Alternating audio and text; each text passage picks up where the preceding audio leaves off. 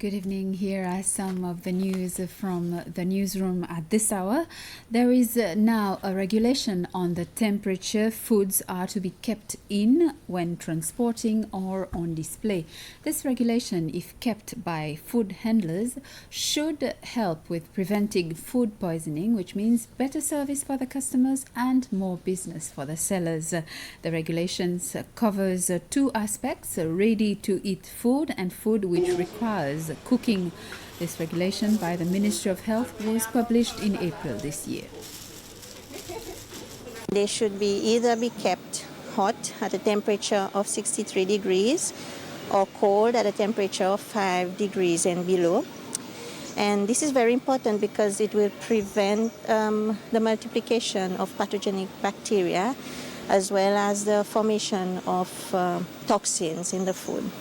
The second objective is to prevent abuse of temperature during handling of high-risk foods, which also includes meat and meat products. And this will prevent spoilage, also preserve the quality and the integrity of the foods. As for frozen foods, they should be kept at a temperature of minus 18.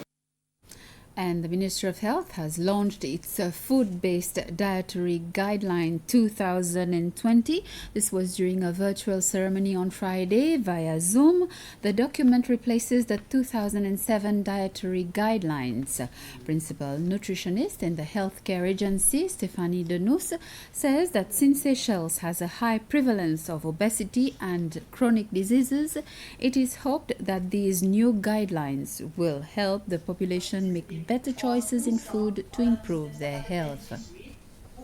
The aim of the launching of the Seychelles Food-Based Dietary Guidelines is to ensure that we educate the population about the importance of eating healthy, to create awareness about what types of food that people should be eating from all the different food groups, to ensure that they get all the nutrients that their body needs to stay healthy and to improve their nutritional status.